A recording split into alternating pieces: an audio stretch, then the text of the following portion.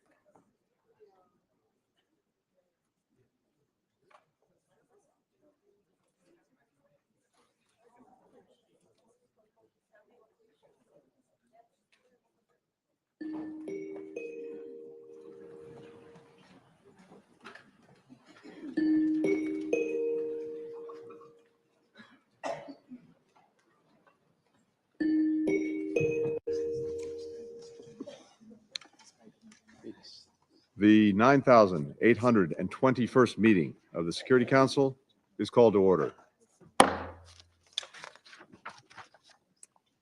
The provisional agenda for this meeting is maintenance of peace and security, artificial intelligence. The agenda is adopted. Let me start by warmly welcoming the Secretary General, distinguished ministers with us today, other high-level representatives present in the Security Council chamber. I think your presence today underscores the importance of the subject matter under discussion. In accordance with Rule 39 of the Council's Provisional Rules of Procedure, I invite the following briefers to participate in this meeting. Mr. Jan LeCun, Chief AI Scientist, Meta, and Jacob T. Schwartz Professor of Computer Science, Data Science, Neural Science, and Electrical and Computer Engineering at New York University. And Ms. Fei-Fei Li, Sequoia Professor in the Computer Science Department at Stanford University, Co-Director of Stanford's Human-Centered AI Institute, and member of the Secretary General's Scientific Advisory Board. It is so decided. The Security Council will now begin consideration of item 2 of the agenda. And I now give the floor to the Secretary General, His Excellency, Mr. Antonio Guterres. Mr. President, Excellencies, I thank the United States for convening the meeting on artificial intelligence and the maintenance of international peace and security. I briefed this Council about AI in July 2023. As I said then, those that feel like technology is moving very fast must understand the simple fact: technology will never move in the future as slowly as today. In the short time, artificial intelligence has moved at breakneck speed. Fueled by record investments, today's AI models keep getting more powerful, more versatile, and more accessible, combining not only language, image, sound, video, but also automating decisions. Artificial intelligence is not just reshaping our world, it is revolutionizing it. Tasks that required years of human expertise are now completed in a heartbeat. But the risks are equally huge. This rapid growth is outpacing our ability to govern it, raising fundamental questions about accountability, equality, safety, and security, and about humanity's role in the decision-making process. Artificial intelligence without human oversight would leave the world blind and perhaps nowhere more perilously and recklessly than in global peace and security. Mr. President, AI tools are already making a positive difference in countries suffering from conflict and insecurity, identifying food insecurity and predicting displacement caused by extreme events and climate change, detecting and clearing landmines, and soon AI could spot patterns of unrest before violence erupts. But AI has also entered the battlefield in more troubling ways. Recent conflicts have become testing grounds for AI military applications. AI's expansion into security systems raises fundamental concerns about human rights, dignity, and rule of law, from autonomous border surveillance to predictive policing and beyond. I have long warned about unforeseen consequences of AI-enabled systems. Each advance creates new, unimaginable vulnerabilities. The AI arms race creates fertile ground for misunderstanding, miscalculation, and mistakes. AI-enabled cyber attacks could cripple a country's critical infrastructure and paralyze essential services. Most critically, AI is eroding the fundamental principle of human control over the use of force. From intelligence-based assessment to target selection, algorithms have reportedly already been used in making life and death decisions. The convergence of AI with other technologies amplifies these risks exponentially. The integration of AI with nuclear weapons is particularly alarming, with potentially disastrous consequences. We must avoid it at all costs. And looking ahead, quantum AI systems could breach the strongest defenses and rewrite the rules of digital security overnight. Let's be clear. The fate of humanity must never be left to the black box of an algorithm. Humans must always retain control over decision-making functions, guided by international law, including international humanitarian and human rights laws and ethical principles. Humanity's end created AI. Humanity's end must guide it forward. Mr. President, beyond weapon systems, we must also address other risks to peace and security posed by artificial intelligence. AI creates highly realistic content that can spread instantly across online platforms, manipulating public opinion, threatening information integrity, and making truth indistinguishable from outright lies.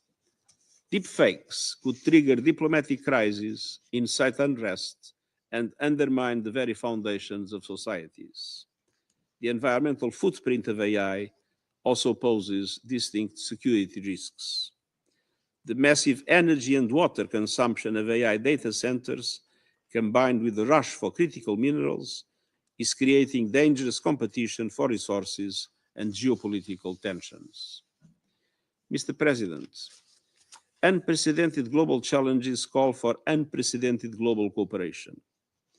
In July 2023, I welcomed calls from some member states for the creation of a new United Nations entity to support collective efforts to govern AI and to establish and administer internationally agreed frameworks and mechanisms of monitoring and governance.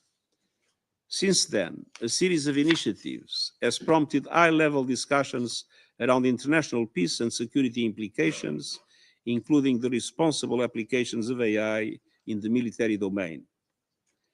Declarations on AI have been issued from many member states, regional groups, and international organizations. The United Nations has pursued efforts to reduce fragmentation of the AI governance and help bring these separate initiatives towards a common framework. The General Assembly has adopted 2 resolutions on AI, promoting enhanced global cooperation and capacity building.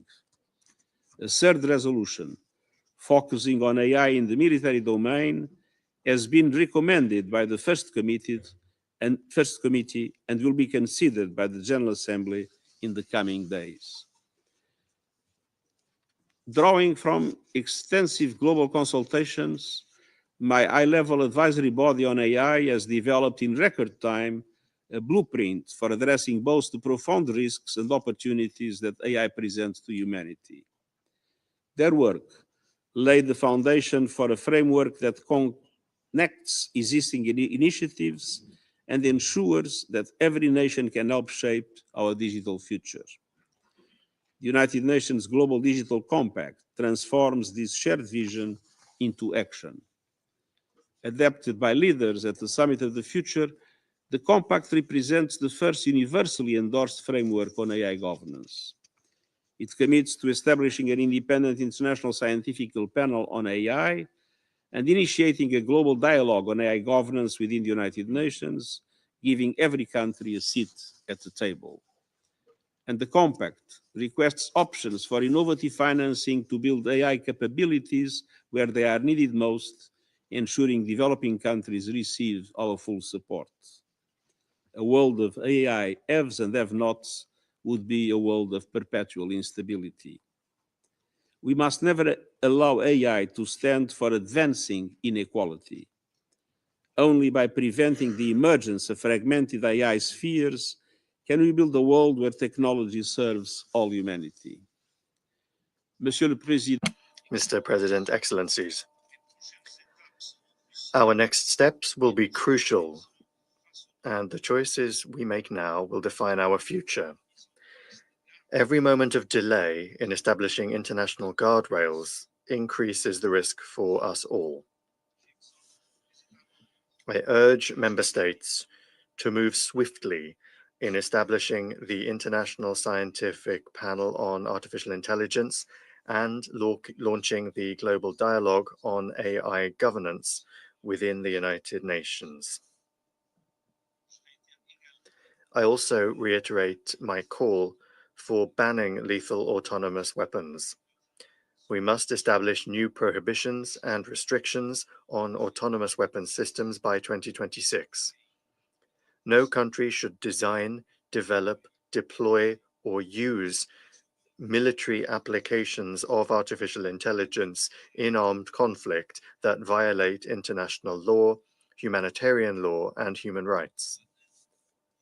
That includes relying on artificial intelligence to select or engage targets autonomously. Members of this council must lead by example and ensure that competition over emerging technologies does not destabilize international peace and security. I urge you all to join forces to build a safe, secure, and inclusive AI future. Thank you. Je remercie le secrétaire général I thank the Secretary General. for your briefing. I now give the floor to Mr. Jan LeCun.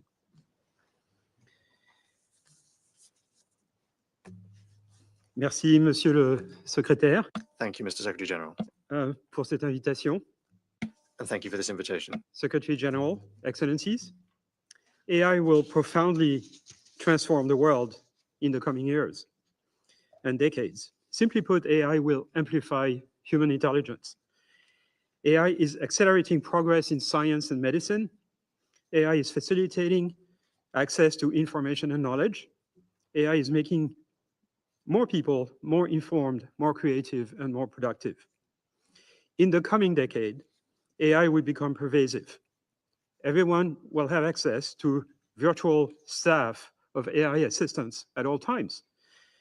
They will help us in our daily lives like a staff of human assistants. We will interact with them through wearable devices like smart glasses and smartphones.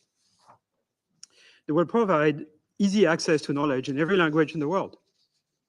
AI will supercharge productivity and human creativity. It will help countries with aging and decreasing populations. It will turbocharge scientific and technological progress. It will help us solve some of the biggest problems facing humanity, such as climate change, the treatment of cancer, as well as endemic or chronic diseases. AI systems will eventually constitute a repository of all human knowledge. AI systems are produced in two phases. One is training a foundation model, and the second phase is fine-tuning it for a particular application. Foundation models must be trained on all the world's cultural materials in all languages if we want them to be accessible and useful to everyone around the world. Since all of our digital diet will eventually be mediated by AI systems, fine-tuned systems need to be numerous, diverse, to represent all cultures and value systems around the world. Two conditions are necessary for this to happen. Foundation models must be free and open source. And second, training must be performed in a collaborative and distributed fashion in multiple data centers around the world. Governments and the private sector must work together to ensure this global network of infrastructure exists to support the development of AI, enabling people all over the world to participate in the creation of a common resource. The future of AI is inevitably one in which free and open source foundation model will dominate. History shows that infrastructure software platforms always end up being open source. For example, the software infrastructure of the internet and the mobile communication networks are entirely open source. It is clearly unacceptable for many governments around the world that the digital diet of their citizens be controlled by a handful of companies. Meta has taken a leading role in producing and distributing free and open source foundation models, such as the Llama family. Llama has enabled the emergence of an entire AI industry around the world. It's been downloaded 650 million times since mid-2023. 85,000 open models derived from Llama have been published around the world, all open. A quickly growing number of companies, large and small, as well as government institutions, nonprofits, etc., build custom products and services by fine-tuning Llama foundation models. Applications include sectors such as agriculture and food production, education, healthcare, manufacturing, environmental preservation. We have observed an acceleration of progress due to the open source nature of Llama and other similar models through contributions from academic labs, independent developers, startup companies, and large corporations. There's a big question about safety. AI applications, of course, must be deployed safely. Foundation models must go through rigorous testing and red teaming. Historically, though, open source platforms have been more secure than proprietary ones. And predictions of a flood of AI-generated disinformation due to the availability of AI systems have clearly been overblown. There is no evidence that current forms of AI present any existential risk or even a significantly increased threats over traditional technology such as search engines and textbooks. Current AI technology is very focused on text and language, not on the real world. This limits its applicability at present. Current AI systems do not understand the real world, do not have persistent memory, and cannot really reason and plan. They cannot learn new skills with the same speed and efficiency as humans or even animals. But AI will make dramatic progress over the next decade. There is no question that at some point in the future, AI systems will match and surpass human intellectual capabilities. They will be very different from current AI systems. They will be capable of understanding the physical world, to remember, to reason and plan. They may have some level of common sense. It will not happen tomorrow, probably over the next decade or two. Those superintelligent systems will do our bidding and remain under our control. They will accomplish tasks that we give them, subject to safety guardrails. Guardrails will shape their behavior similarly to how inviolable laws would shape human behavior. It is often said that AI is enabling the next industrial revolution. I think the effect of AI on society may be more akin to the invention of the printing press and the wide dissemination of knowledge through printed material. By amplifying human intelligence, AI may bring not just a new industrial revolution, but a new renaissance, a new period of enlightenment for humanity. In this way, AI can contribute towards the maintenance of international peace and security, the vital mission of the UN Security Council, by supercharging the diffusion of knowledge and powering global economic growth. As with the internet, international cooperation should focus on two initiatives: collecting cultural material, providing AI-focused supercomputers in multiple regions around the world, and establishing a modus operandi for the distributed training of a free and open universal foundation model. Second, unifying the regulatory landscape so that the development and deployment of open source foundation model is not hindered. Merci beaucoup pour votre attention. Thank you very much for your attention. Thank you very much, Mr. LeCun, for the very thoughtful briefing. I now give the floor to Ms. Feifei Li, joining us virtually. Thank you, Secretary Blinken, for inviting me here today. It's truly an honor. And thank you, Secretary General Guterres and Dr. Jan LeCun, for your remarks. Distinguished members of the United Nations Security Council, I have spent my entire career working in the field of artificial intelligence, with over 25 years dedicated to studying, developing, and understanding this transformative technology. One thing is clear: never before have we stood at such an extraordinary intersection of scientific possibilities and urgent global responsibility. My area of expertise in AI is computer vision, deep learning, robotics learning, and AI for healthcare. Recently, I have focused on a new technology called spatial intelligence in the age of Gen AI. That is how AI systems perceive and interact with the 3D virtual and physical worlds. This work has illuminated further promises of this technology, bringing us to some of the most exciting frontiers of innovation. For example, robots that can navigate disaster zones to save lives, precision agriculture system that can address food insecurity, and advanced medical imaging tools that can improve healthcare outcome. These advancements highlight the incredible potential of this technology to help people drive scientific discovery and improve our world. Yet, we must also remain vigilant. The same capabilities that hold such promise can be misused. This duality, the ability to profoundly help or harm, lies at the heart of AI's impact on peace and security. This is why public sector leadership and a human-centered AI approach are critical.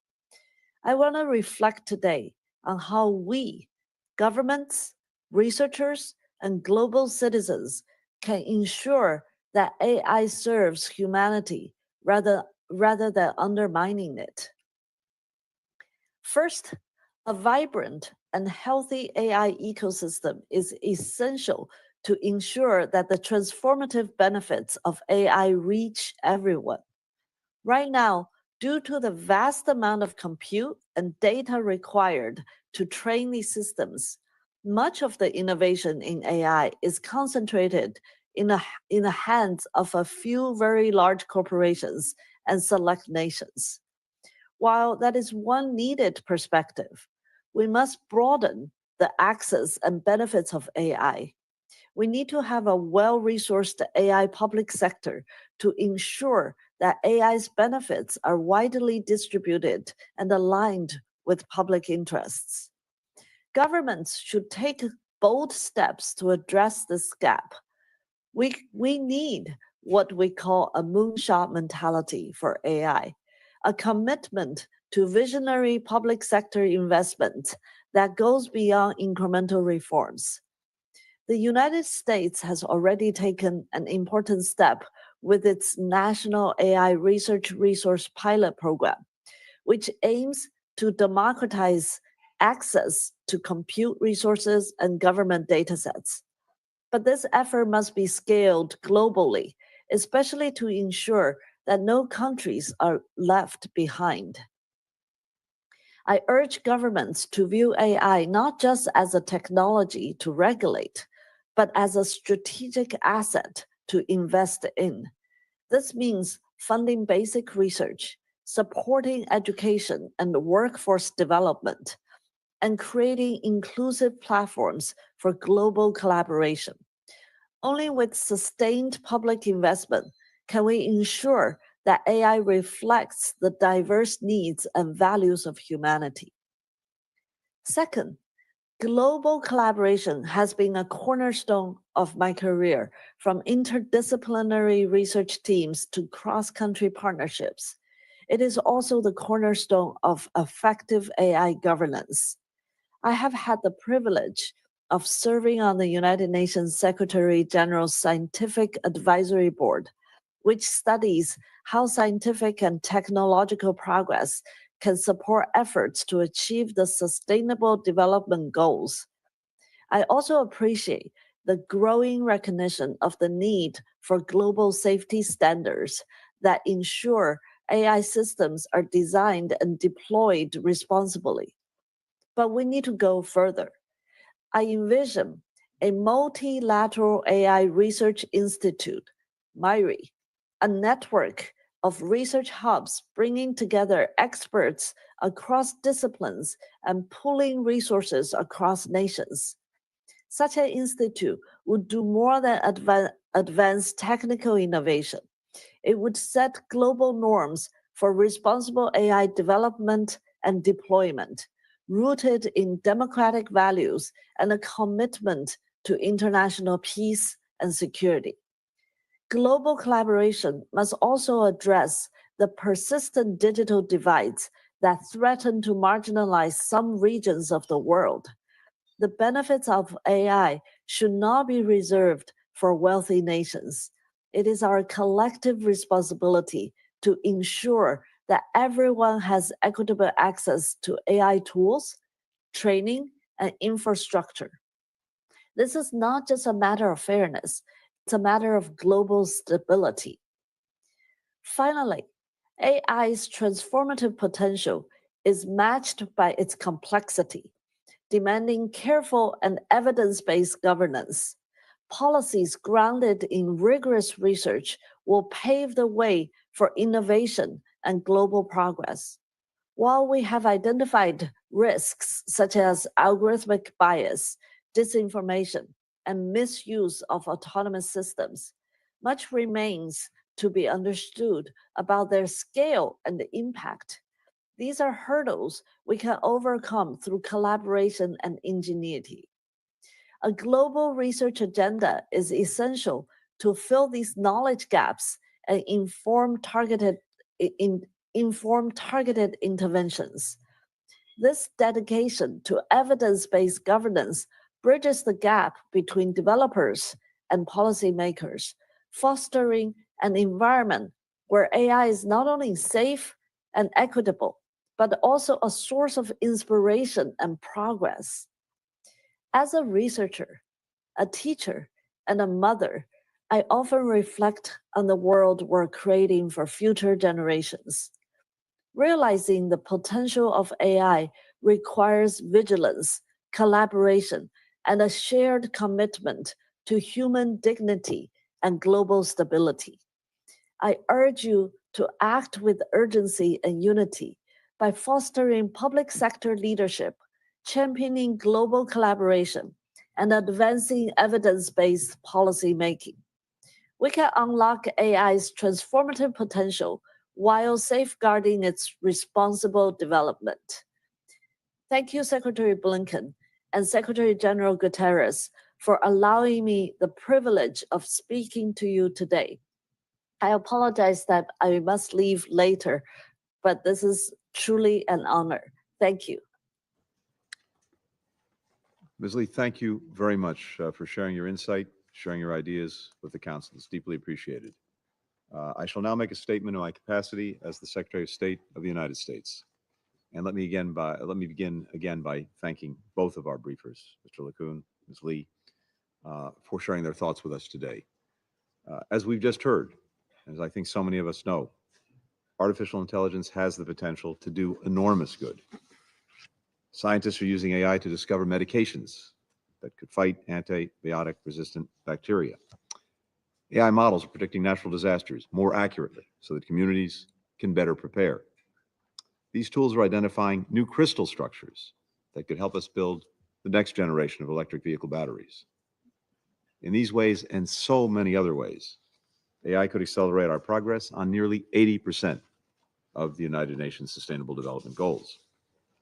At the same time, as we've heard, if it's misused, AI can pose tremendous threats to the international peace and security that this Council is charged with upholding.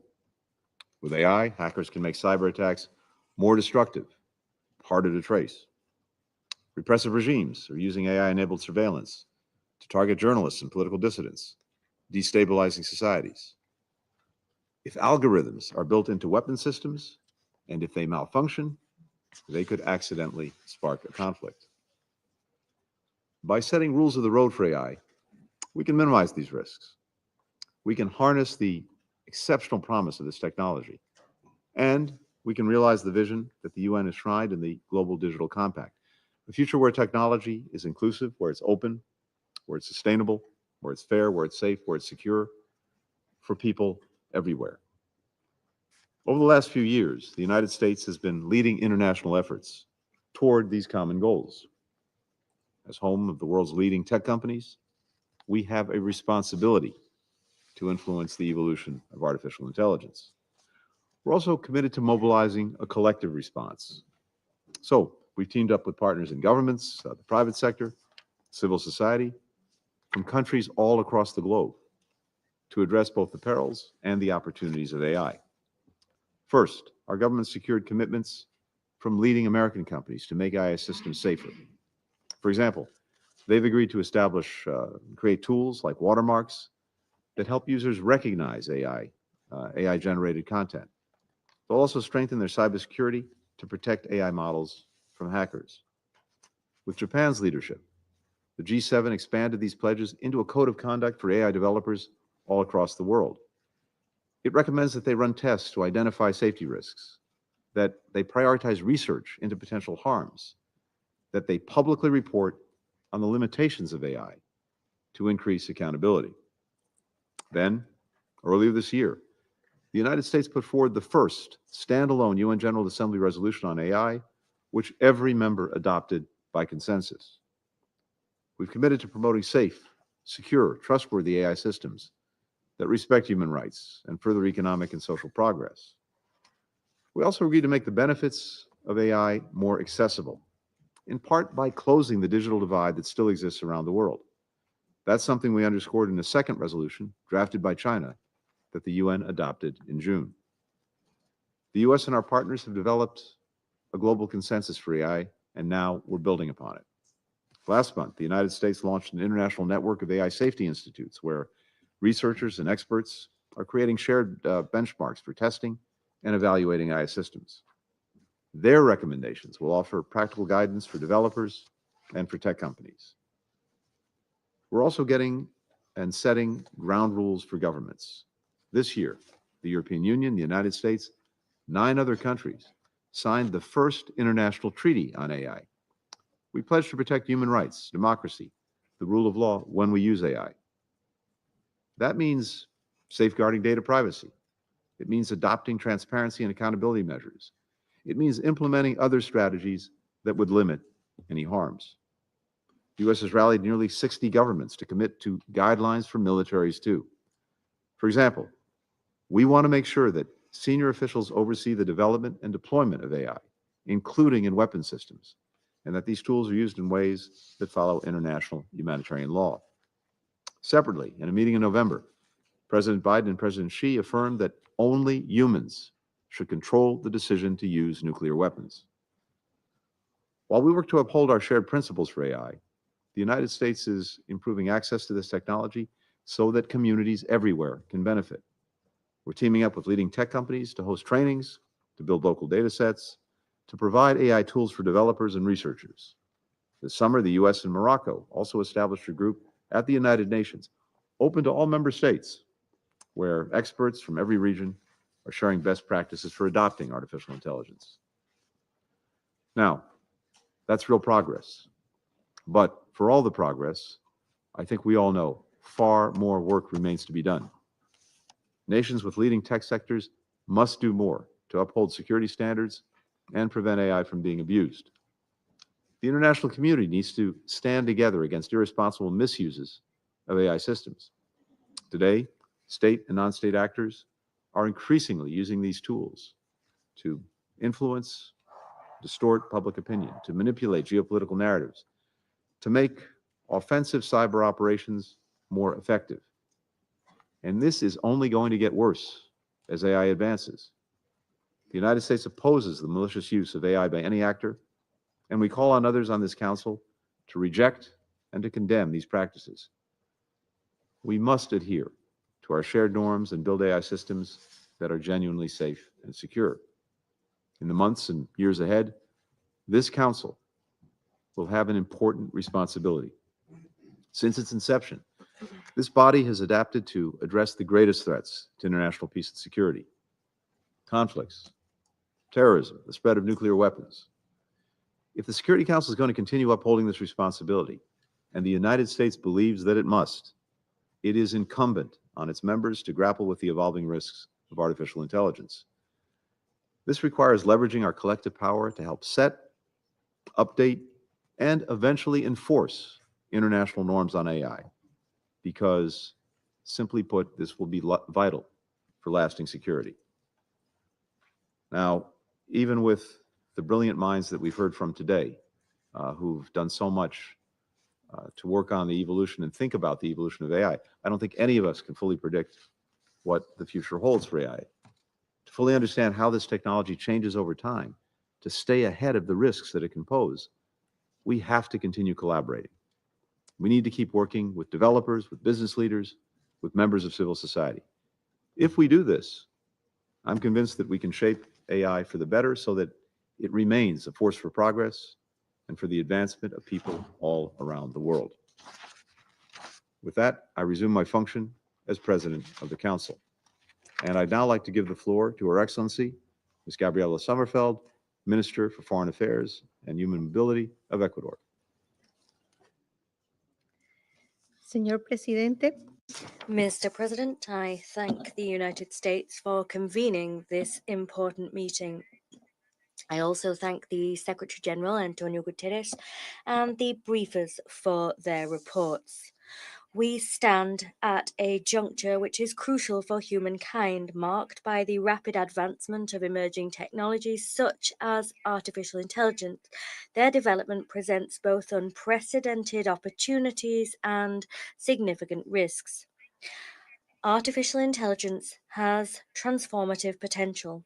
It can revolutionize key sectors, drive achievement of the Sustainable Development Goals, and buttress peacekeeping operations through early warning systems and by supporting mediation in conflict.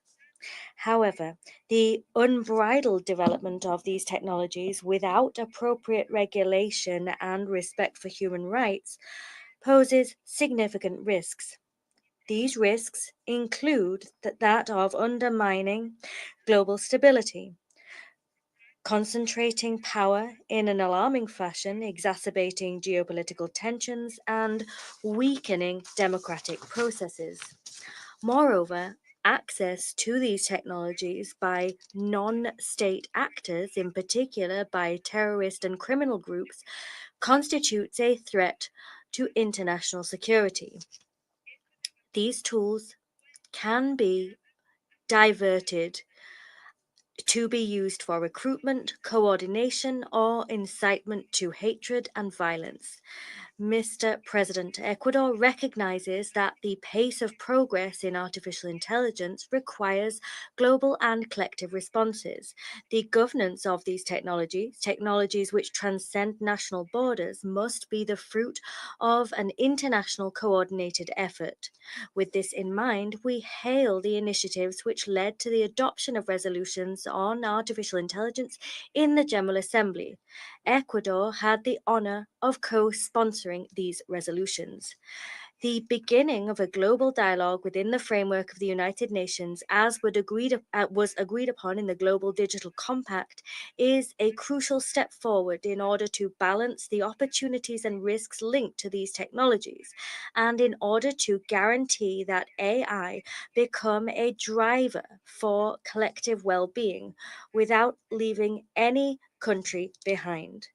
Ecuador will continue to advocate for artificial intelligence systems which are ethically designed and used with absolute respect for human rights, systems which promote comprehensive sustainable development across three fronts: economic, social, and environmental. As we welcome the potential of artificial intelligence to demystify global challenges and even to contribute to the eradication of poverty, we must state that the global south must not allow barriers to be erected to hamper its adoption. We must guarantee universal digital connectivity which is safe and accessible. Connectivity which champions innovation, facilitates the achievement of the SDGs, and promotes international cooperation. This will allow all states to harness the opportunities presented by the digital age. Nationally, Ecuador is already championing the adoption and ethical development of artificial intelligence. We work closely with UNESCO and the UNDP to guarantee that these technologies are used for the benefit of our societies and used responsibly. Mr. President, in the military domain, it is urgent to tackle the challenges arising from the use of artificial intelligence in weapons systems. It is imperative that we move towards a legally binding normative framework, one which regulates the design and use of lethal autonomous systems, ensuring their ethical development and ensuring that they are developed in accordance with international law. President, Excellencies, in today's race for leadership in the development of artificial intelligence, it is vital that practices of governance and regulation keep pace with technological change in order to guarantee that we safeguard international peace and security. Geopolitical conflict cannot prevent us from ultimately adopting a new international body of regulations for physical products which make up artificial intelligence. Neither can it exacerbate divisions regarding intangible assets necessary for technology. Once again, the emerging legal framework which we are calling for must not serve to buttress a divided global order, one in which collective broad based solutions fail. Neither can it instigate a new technological arms race. Rather, in this era of global turbulence, our common goal must be to prevent the misuse of artificial intelligence without restricting innovation in the process. As has been raised, the idea of creating an international panel similar to the Intergovernmental Panel on Climate Change stands as an interesting one in order to inform governments about the current state of play with AI capacity and in order to present evidence based forecasts regarding what is to come. As the Secretary General stated, we must commit to a race for the common good, a race to develop artificial intelligence which fosters peace, AI which allows us to build a more equitable, safer, and more sustainable future for all nations, with particular emphasis being placed on supporting developing countries. I thank you. I thank Her Excellency Ms. Sommerfeld for her statement, and I would now like to give the floor to Her Excellency Ms. Veronica Nathaniel Acono-Dihovo, Minister for Foreign Affairs and Cooperation of Mozambique. Muito obrigada, senhor. Thank you very much, Mr. President, for giving me the floor. Mr. President, Excellencies, ladies and gentlemen, allow me to congratulate the United States of America for including among the signature events of its presidency an essential topic and one of great relevance to our lives as states, governments, and citizens of the contemporary world. This inclusion demonstrates a commitment to addressing crucial issues that affect us all and seeking collaborative solutions to global challenges. Our thanks are extended to His Excellency Antonio Guterres, Secretary General of the United Nations, for his impactful briefing on artificial intelligence. The vision and the guidance that His Excellency, the Secretary General of the United Nations, provides on the benefits and precautions to be adopted in relation to artificial intelligence are essential and they lead us to a continuous reflection in our societies. Mr. President, as Mozambique's term in the Security Council is about to end, I would like to express on behalf of His Excellency Felipe Jacinto Nyusi, President of the Republic of Mozambique, on behalf of the government of Mozambique and the team that represented our country in this body, our deepest gratitude to the United States and all other permanent and non-permanent members of the Security Council, as well as the Secretariat for the support and collaboration provided since our election to undertake this noble mission. We also wish the new members every success and reiterate our willingness to collaborate on issues of peace and security for the good of humanity. Mr. President, it is an honor to address this council to discuss the critical implications of artificial intelligence in maintaining international peace and security. The topic is extremely relevant in the current context of rapid technological changes and growing geopolitical challenges. Advances in artificial intelligence offer notable opportunities, such as improving decision-making, stimulating agricultural production, eradicating diseases, predicting pandemics, and preventing conflicts. These innovations and benefits, however, also present risks such as the amplification of disinformation, the facilitation of cybercrimes, and the use by terrorist networks for harmful purposes. Excellencies, these challenges require coordinated and collaborative approaches. For Mozambique, it is essential that the international community establishes norms and standards that promote trust and cooperation among states, as well as the safeguard of human rights. Global governance of artificial intelligence must ensure that its use is ethical, responsible, and supervised by humans. Excellencies, the rapid acceleration of technological innovation seen in recent decades has drastically reduced the time international decision makers have to formulate appropriate policies. As an example, while the electrical power grid took 50 years to reach 100 million users, recent artificial intelligence applications like ChatGPT reached the same milestone in just 2 months in 2022. The pace of development, coupled with the dual use nature of artificial intelligence based technologies, points to the urgency of anticipatory governance to prevent unintended consequences and mitigate potential risks.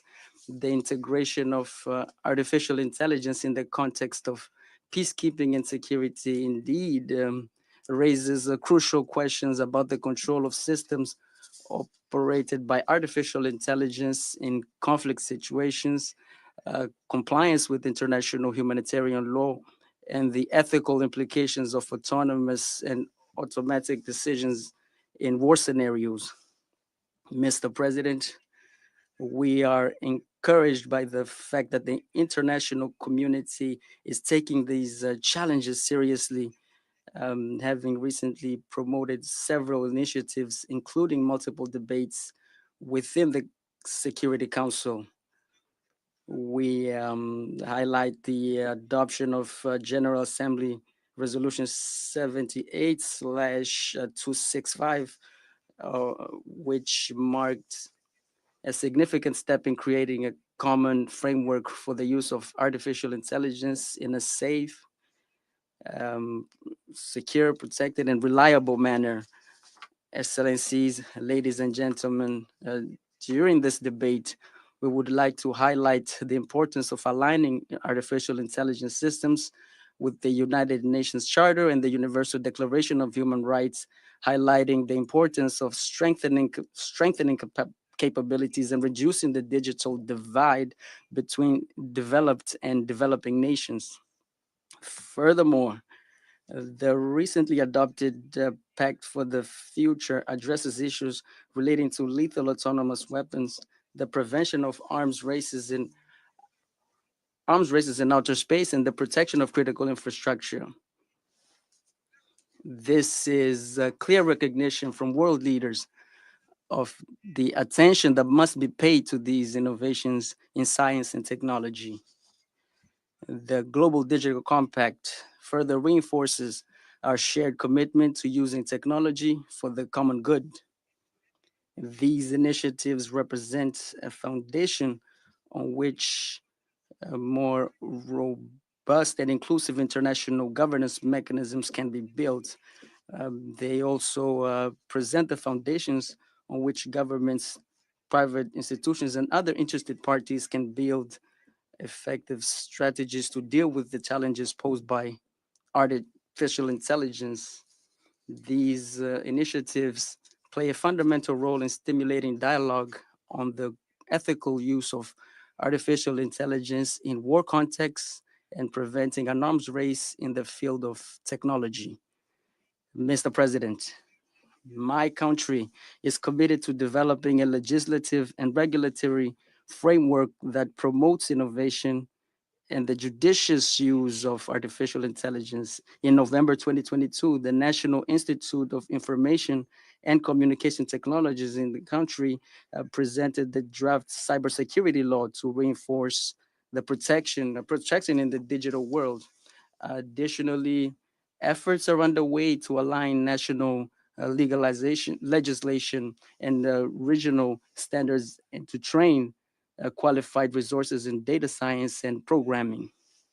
We recognize the need for further investment in infrastructure, education, and policies that maximize the potential of AI for sustainable development and peace building. Mr. President, allow me to make some recommendations on the use of artificial intelligence in the context of maintaining international peace and security. First, it is essential to strengthen international cooperation through mechanisms for sharing knowledge in this area between states, the private sector, civil society, and the promotion of a multilateral dialogue on the risks and opportunities associated with AI. Second, it is important to improve international governance structures, developing legally binding standards that regulate the responsible use of artificial intelligence in armed conflicts and prevent misuse to destabilize regions or undermine the sovereignty of states. Third, it is critical to invest in training young people and women on technology, particularly in developing countries, in order to bridge the digital divide through technology transfer and technical support. Fourth and last, ensure that artificial intelligence systems are used to promote transparency, accountability, and justice, safeguarding respect for human rights and international humanitarian law. Mr. President, artificial intelligence offers a unique opportunity to transform the approach to international peace and security. This council has a crucial role in leading efforts to ensure that AI is a force for global peace, progress, and stability. We reiterate our commitment to the responsible use of artificial intelligence, and we are committed to participating in this global debate. It is our conviction that only with a joint effort will we be able to face the challenges and fully enjoy the benefits of technology, especially as artificial intelligence. Thank you very much for your attention, Excellencies. Thank you.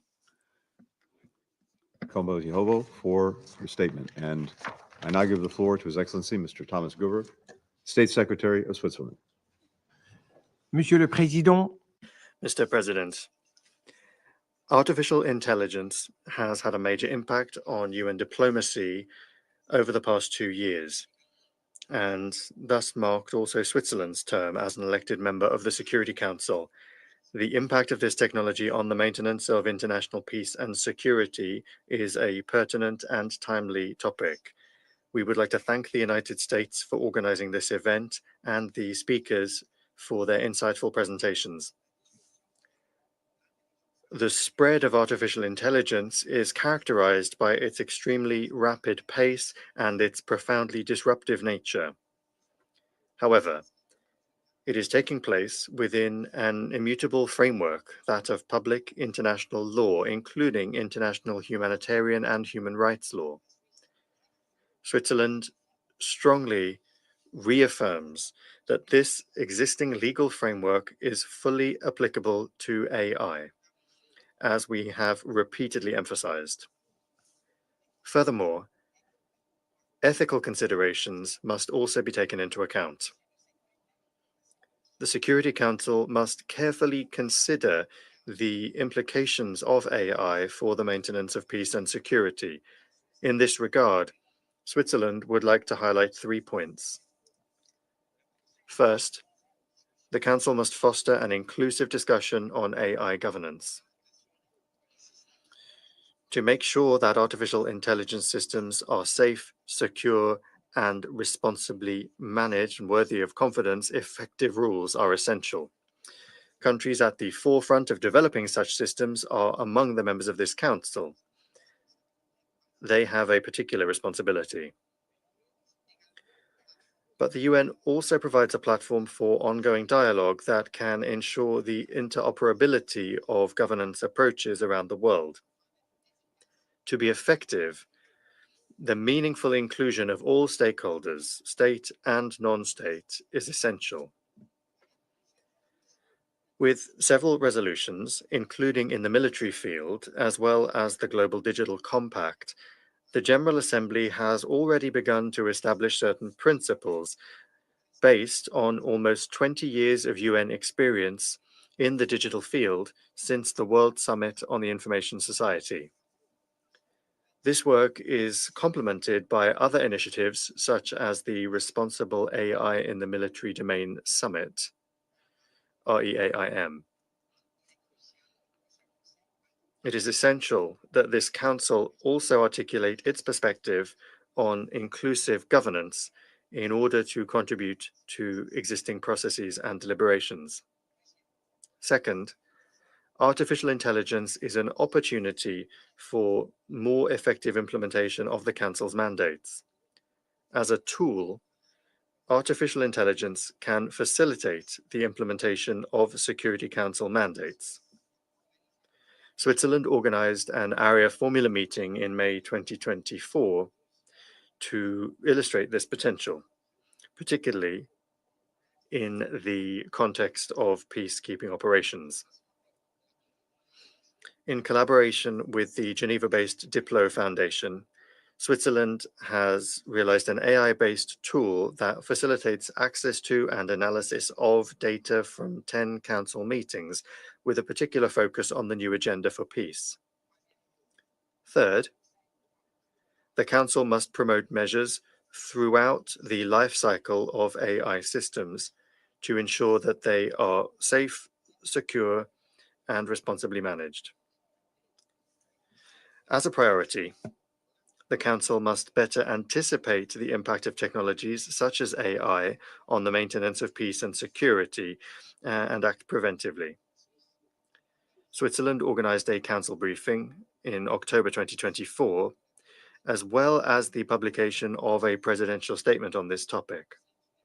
In this statement, the Council expressed its determination to take more systematic account of scientific advances that could have an impact on international peace and security. At the heart of the development and use of artificial intelligence systems, human beings and their dignity must always be at the core of our concerns. Human rights due diligence and human oversight are two essential elements that must be taken into account. AI also has an important implication in the context of armed conflicts and humanitarian crises. With two exhibitions organized in collaboration with the ICRC, Digital Dilemmas and Deepfakes, Switzerland has used its council presidencies to raise awareness of this issue and the challenges it poses. In partnership with the UNHCR, Switzerland is committed to protecting forcibly displaced persons and humanitarian actors from digital risks such as misinformation and online hate speech. It is therefore exploring how artificial intelligence can help mitigate these risks, particularly in humanitarian contexts. Mr. President, the emergence and spread of technologies such as artificial intelligence have a profound implication for global peace and security. Switzerland is convinced of the importance for the Security Council to systematically address these developments in order to identify the necessary political responses and concrete actions. Switzerland is proud to have contributed ideas and impetus during its term of office as an elected member over the past 2 years. I thank you. I thank His Excellency Mr. Gerber for his statement, and I now give the floor to the representative of Malta. Thank you, President. I begin by thanking you for convening and chairing this high-level briefing on this highly topical issue. I also thank the briefers for the valuable insights. The responsible development and use of AI require clear principles and international governance to uphold human dignity through ethical oversight and accountability. Ethical frameworks shared by all stakeholders are essential to safeguarding against harmful effects, including biases, impacting marginalized groups. Safeguards to mitigate risks during the design, development, and deployment of AI systems must be integrated, ensuring they do not undermine information integrity and exacerbate digital divides. To ensure AI supports human dignity, ethical oversight must be embedded at every stage. National legislation should mandate principles like fairness, transparency, accountability, and gender equality while preventing discrimination. Human oversight must remain integral, preventing automated decisions from eroding individual rights. By prioritizing safeguards, we can create systems that serve humanity while minimizing risks.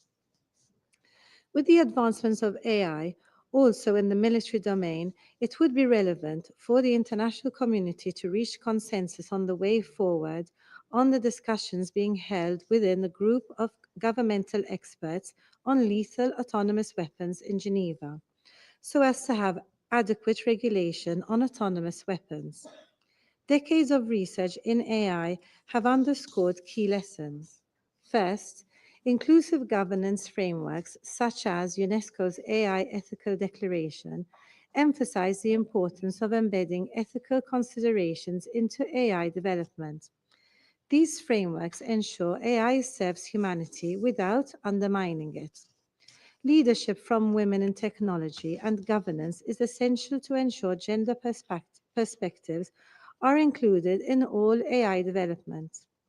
Second, prioritizing human judgment in AI systems reinforces respect for rights and addresses biases affecting underrepresented communities. Third, fostering transparency and accountability builds trust, ensuring alignment with societal values. Finally, capacity building and equitable, mutually agreeable technology transfer empower communities to benefit from AI advancements without compromising dignity. Governing AI depends on diplomatic efforts and consensus building, as seen in the Global Digital Compact. Collaborative efforts establish best practices for testing and help bridge digital divides and enhance security. International cooperation should also prioritize capacity building for developing countries. Empowering all states to participate in AI governance ensures fair representation and equitable access. The GA resolution on AI capacity adopted in July underscores the need for global collaboration aligned with the UN Charter and international law. Such collaboration should promote safe, trustworthy AI technologies while advancing peace, security, and development. Member States can take proactive steps to foster a robust international AI ecosystem. Building consensus on ethical AI use and unified risk mitigation approaches is essential. The proposed Global Digital Compact Office could enhance UN coordination, ensuring AI technologies respect human rights and support sustainable development. Multi-stakeholder collaboration should remain central, incorporating perspectives from governments, private sector, and civil society to uphold human dignity. Member States should prioritize equitable access to AI benefits by investing in data access and capacity building initiatives. Establishing frameworks for cross-border regulation is crucial to mitigate risks like monopolization and ensure fair competition. Public-private partnerships can bridge the technology gap for developing nations. Prioritizing human judgment in AI systems reinforces respect for rights and addresses biases affecting underrepresented communities. Fostering transparency and accountability builds trust, ensuring alignment with societal values. Robust accountability frameworks and national policies aligned with human rights standards are essential to prevent potential abuses. Gender equality must be considered in military AI applications to protect women and girls in conflict zones. Member States must strengthen safeguards against AI misuse, particularly in areas like surveillance and encryption. Independent oversight mechanisms can ensure that military applications of AI uphold global legal and ethical standards. By balancing AI capabilities with ethical use, we emphasize human oversight, transparency, and accountability. In conclusion, President, the responsible governance and development of AI hinges on collaboration, ethical oversight, and adherence to international law. Let us work together to advance safe, trustworthy AI technologies that support peace, security, and development for all. Thank you. I thank the representative of Malta, and I now give the floor to the representative of the United Kingdom. Thank you, Secretary Blinken. Let me start by thanking the US presidency for convening this important meeting and for the international leadership you have shown in the field of AI governance. That includes the first ever GA resolution on artificial intelligence. I'm also grateful to Professors Lee Kun and Professor Lee for their insightful briefings.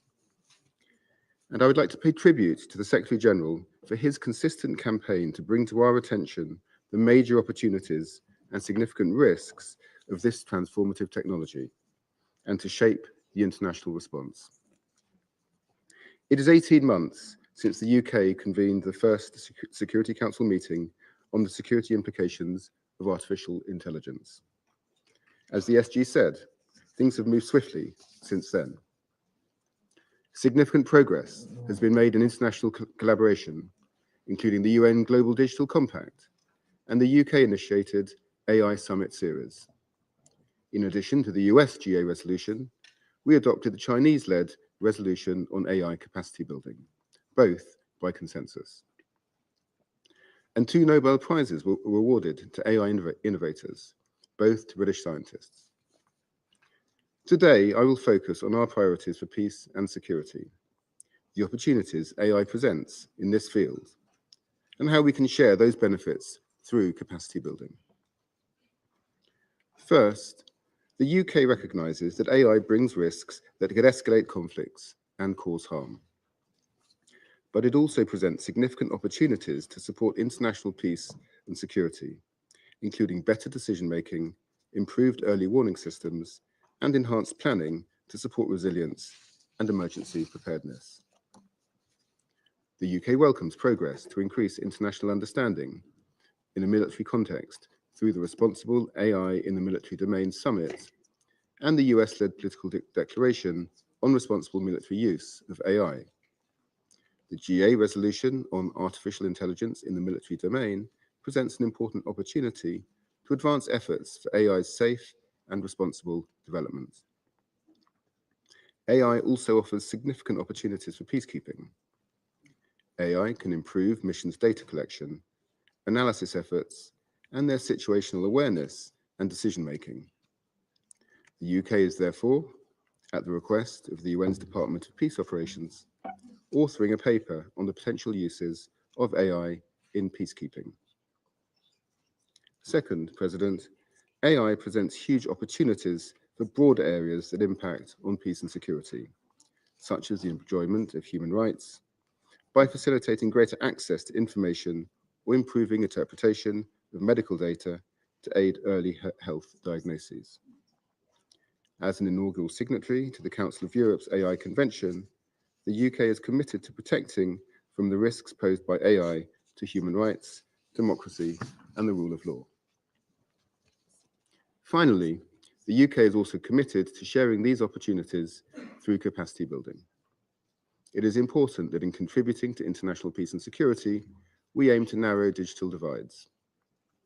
Through the AI for Development collaboration, the UK has donated £58 million to funding multidisciplinary responsible AI research in 6 African countries, with more planned for 2025. Ultimately, we must seize the opportunities and grasp the challenges of AI, including those for international peace and security, decisively and optimistically. And I thank you. I thank the representative of the United Kingdom, and I now give the floor to the representative of the Republic of Korea. Thank you, Mr. President.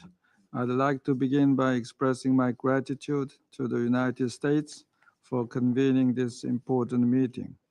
I extend my sincere appreciation to the Secretary General for his insightful briefing.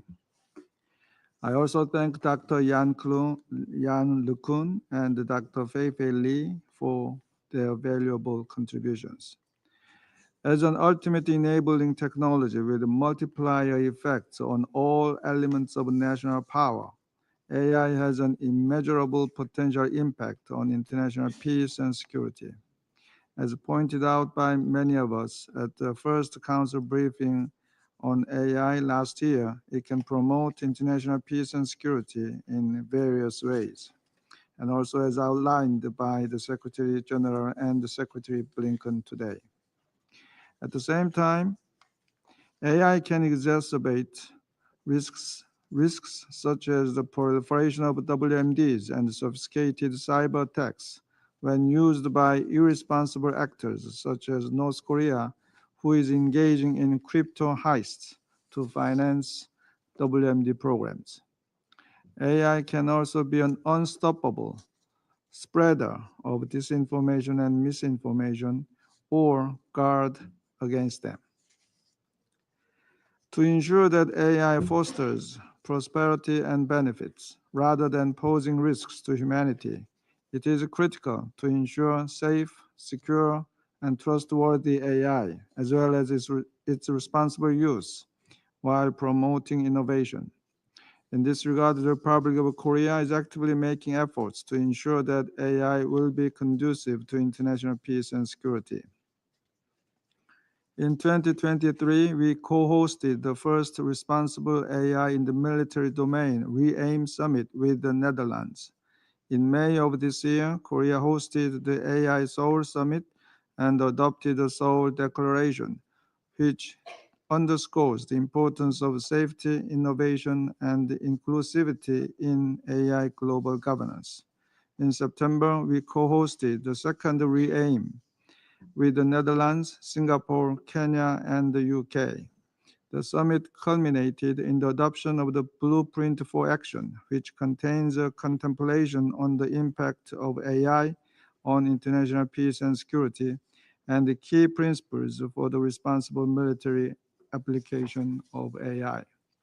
In October, at the General Assembly First Committee, the ROK and the Netherlands introduced a resolution on AI in the military domain and its implications for international peace and security. Based on the overwhelming support for this resolution from 165 member states, we are ready to continue to promote discussion on this topic. Mr. President, based on these efforts, I'd like to emphasize the 3 points today. First, AI application must be ethical and human-centric throughout its entire life cycle. To this end, AI applications need to be developed, deployed, and used in accordance with international law, including, as applicable, the UN Charter, international humanitarian law, and international human rights law. In this context, Korea has been introducing the biennial resolution in the Human Rights Council on new and emerging digital technologies and human rights since 2019. Second, we need to identify, internalize, and operationalize relevant principles to ensure responsible AI. We believe that the key principles laid out in the Blueprint for Action from this year's RE-AIM Summit in Seoul can serve as a valuable stepping stone for the international community to achieve the responsible use of AI in the military domain.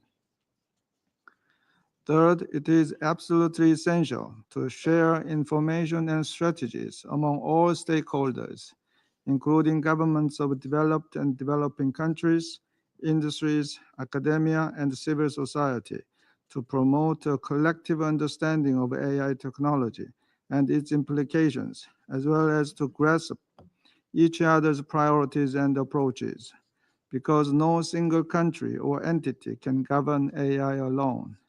or establish relevant norms.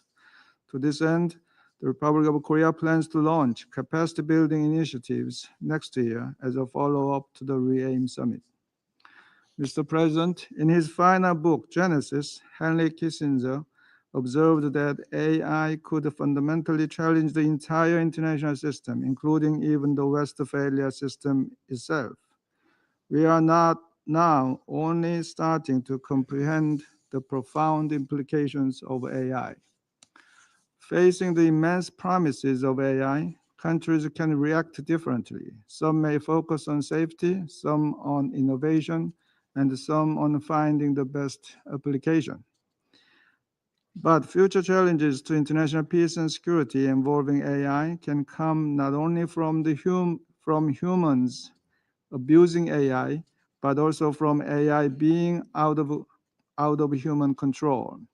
And in this hyper-connected world, AI can be a potentially unpredictable threat, as its knowledge can be unlimited, its applications underguided, and its sphere of influence unbounded.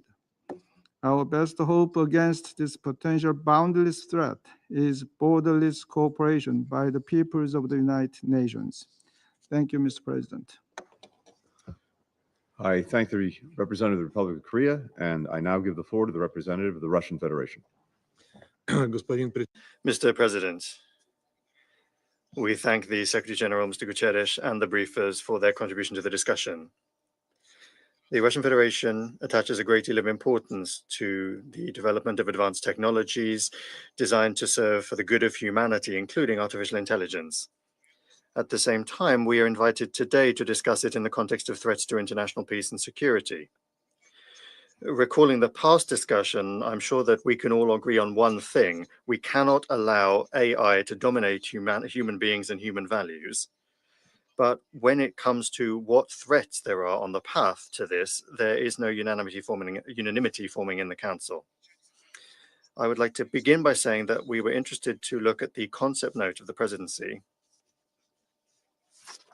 In the questions that are proposed, we can see an entirely expected idea, namely, how can we ensure that an international system for AI governance is developed and at the same time make sure that some sectors or states do not fall under that governance? Sounds familiar, no? In this context, I would like to recall similar approaches from other spheres that appear today in all their glory. If, for example, we were to talk about the international trade system, we could recall the Atlantic Charter of August 1941 that contained a reference to the principles of non-discrimination and market efficiency, which formed the basis of the General Agreement on Tariffs and Trade and then the WTO. And what do we see today? The USA, that was at the origins of this process, having ensured their leadership in global trade and not wishing to accept their waning domination, are now blocking the work of the WTO and expanding the practice of illegitimate sanctions and other illegal means to take on their competitors. Another example, the fight against climate change. American scientists and politicians did indeed make a sizable contribution to forming their sort of religion of climate alarmism. And what do we see now? The USA is not hesitating to destroy the long and hard-built global climate cooperation in those areas where it contradicts their interests. And another interesting fact, in recent years, on their territory, the United States has only increased the extraction of hydrocarbons and is expanding their exports, of course, with the use of measures of unfair competition. Let's take a broader example. For many years, we were told that the process of globalization would bring the benefits of development to peoples if it were governed by the principles of democracy and the laws of the free market and the inviolability of private property. So-called summits for democracy were held. However, today, it is no secret to anyone that Washington is trampling the principles and foundations of sovereign equality and now also the inviolability of state property, having, together with London and Brussels, openly looted foreign gold and currency reserves. As a result, using the words of President Putin, in the existing world order à l'américaine, there is only one rule, that there are no rules. Mr. President, of course, the US's ambitions to think about the fate of all of humanity in the age of the rapid development of AI are entirely understandable to us. At the same time, for the country that initiated today's discussion, it's important for them to understand that their previous approaches of imposing rules on others and at the same time freeing themselves from those rules would be to repeat historic mistakes on the path towards the development of global cooperation. If we were to look at the initiative of the United States on AI in the General Assembly, then it is weighed down by those very selfsame mistakes. And here we have in mind the American resolution of the General Assembly on artificial intelligence, Resolution 78/265. It speaks very eloquently about promoting a fair, open, inclusive, and non-discriminatory business environment, economic and commercial activities. Unfortunately, in actual fact, the authors of the resolution continue to get rid of competitors in bad faith. For example, the Bureau of Industry and Security on the 11th of December took the decision to blacklist another 4 Russian IT companies. One of them is Entech Lab, which specializes in facial recognition. It is known for the fact that its team made the top 5 of the finalists in the MegaFace competition organized by the University of Washington, having beaten a competitor developed by developers from Google. How do you like that fair and inclusive environment? No, colleagues, that rate of progress, as was the case with the agrarian and then the industrial revolution, again, will only be achieved by the flowering garden that only wants to think about how to extinguish the flame in the jungles. Mr. President, we have an opportunity to pool our efforts and together to prevent the Global South from falling behind and to avoid new forms of colonialism and discrimination, because it is deepening the existing technological inequality that constitutes one of the main threats to the development of AI, and also including a threat to international peace and security. The transition to AI-based innovations requires us to overcome the so-called digital divide in order to reduce poverty and facilitate sustainable development. And that divide is indeed vast, because according to forecasts, global state investment in artificial intelligence could reach $632 billion by 2028. The undisputed leaders in this area are the United States, the countries of Western Europe, Japan, and South Korea. And that's without mentioning the private sector, first and foremost, the major tech companies like Microsoft, Meta, Alphabet, and Amazon that are planning to allocate around $250 billion to the creation of AI infrastructure by 2025. Of course, the countries of the Global South also have their leaders in this area, namely our partners in the BRICS, China and India, but the majority of developing countries do not have the necessary resources for just such an acceleration. For that acceleration, international cooperation is needed, aimed at the transfer of technologies, the development of human capital, the creation of the necessary infrastructure, and increasing the quality of jobs. In that regard, the Russian Federation, among the like-minded group created upon the initiative of China, participated in the development of General Assembly Resolution 78/311, enhancing international cooperation on capacity building of artificial intelligence. That is in line with the priorities of our national artificial intelligence strategy. We intend to provide the countries of the Global South and East with technical assistance to carry out joint projects based on equal access to knowledge and technologies. And it is on the basis of these approaches that last week in Moscow, a conference took place entitled AI Journey. Having your own latest generation AI developments is one of the key conditions for the scientific and technological sovereignty of any country. Moreover, we would like to report the launch of the International AI Alliance of National Associations and Development Institutions in the field of AI from BRICS countries and other interested states. At the same time, we are convinced that AI system algorithms must be trustworthy. That is to say, they must be understandable, open, and unbiased, and must be developed taking into account the cultural and national specifics of countries and each civilization, and in accordance with their history, identity, and traditions. As regards the UN's coordinating role on artificial intelligence, we, in line with the provisions of the Kazan Declaration of the 16th BRICS Summit from the 23rd of October, support it as a counterweight to the various non-inclusive formats with a politicized agenda and ad hoc coalitions. At the same time, the key thing for us is reaching universal agreements with a leading role by states based on an equal dialogue among those states, of course, with the necessary account of all the legitimate interests of the participants in the negotiating process. As is understandable from our previous arguments, we do not see the Security Council as the appropriate format for considering AI as an individual subject. It is a global issue. and limiting the discussion to Security Council members would not be right. The Summit of the Future already outlined the contours of the nascent infrastructure for considering this subject in the UN system, and the Security Council is not part of that. Mr. President, given that some colleagues insist on discussing the military aspects of the use of artificial intelligence in the Security Council, we would like to recall that for this purpose, there are also inclusive specific platforms. First and foremost, the group of governmental experts on lethal autonomous weapon systems within the framework of the Convention on Certain Conventional Weapons. And incidentally, they still have to come up with a general understanding on even the most basic issues, even on terminology. We welcome the consideration of this subject also within the UN Disarmament Commission, but without duplicating the efforts of other mechanisms.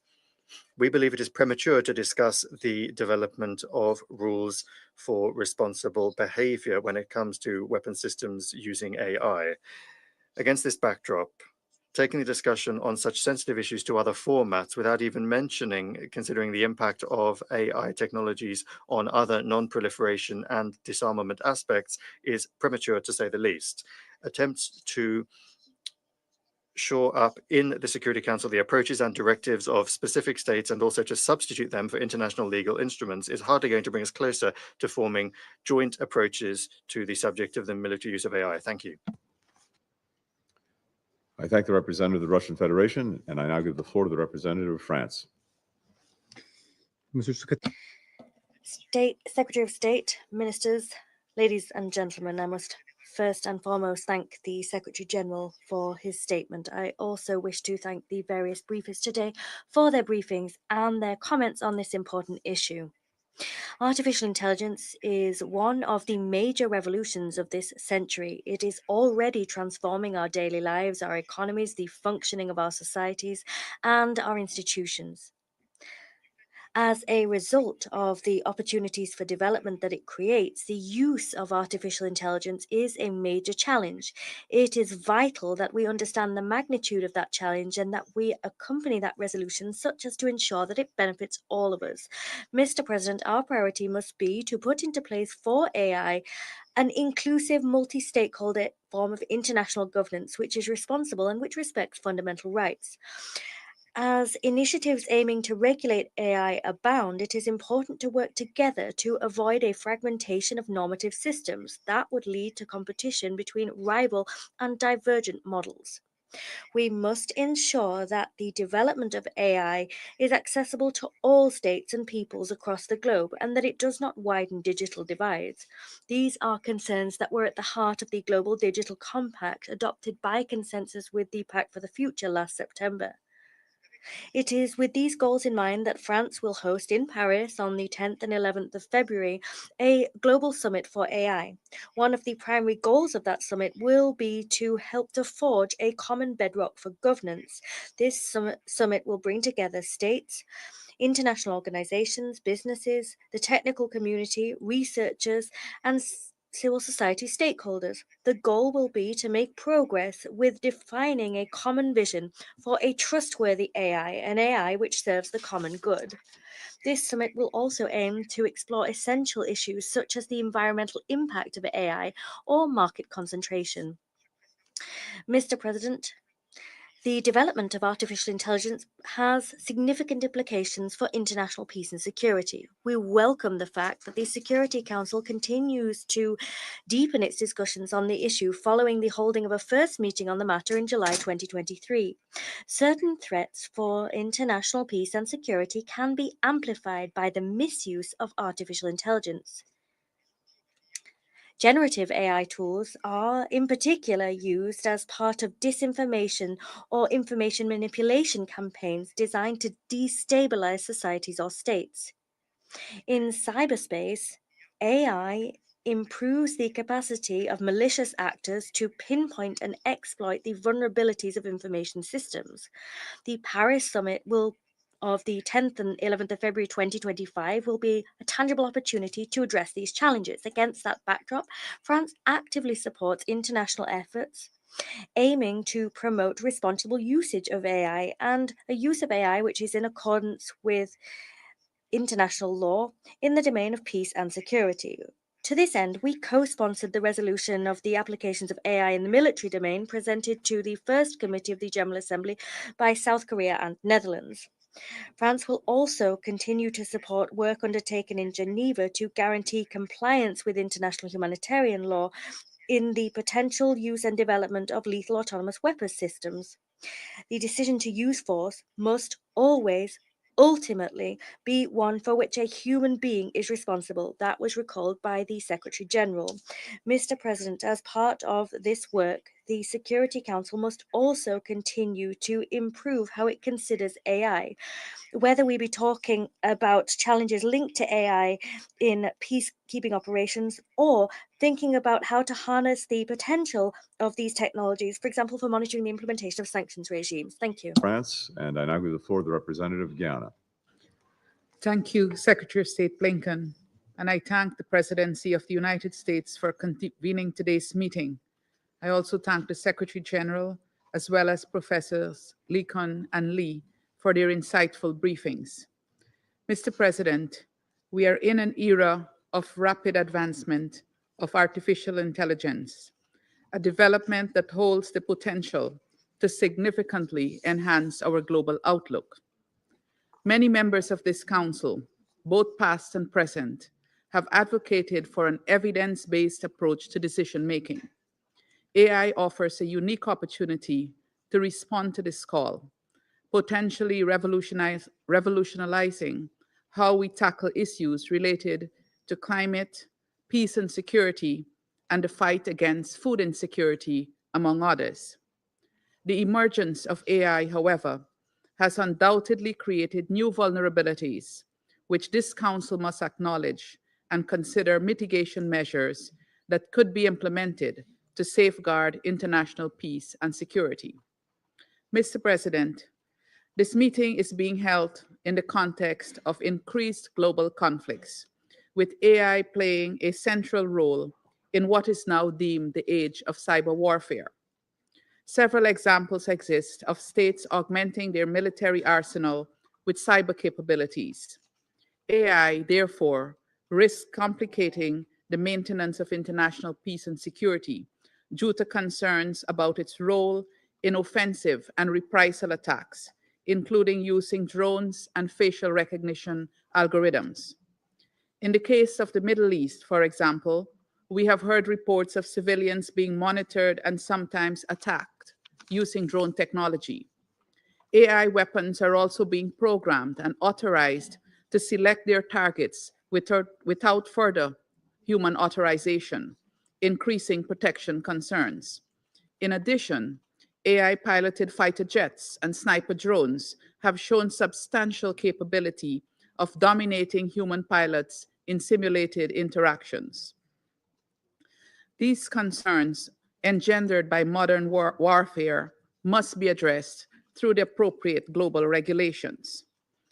These concerns were also underscored in the Secretary General's new Agenda for Peace, which noted that, and I quote, developments in artificial intelligence and quantum technologies, including those related to weapon systems, are exposing the insufficiency of existing global frameworks, end of quote. Guyana acknowledges these concerns and underscores the need for the Council to give attention to AI governance, given the implications for the maintenance of international peace and security. As we have heard before, the General Assembly is already being proactive on the subject of AI, with its adoption of the two resolutions presented by the United States and China, respectively. The recently adopted Global Digital Compact also offers practical recommendations for enhancing international governance of AI.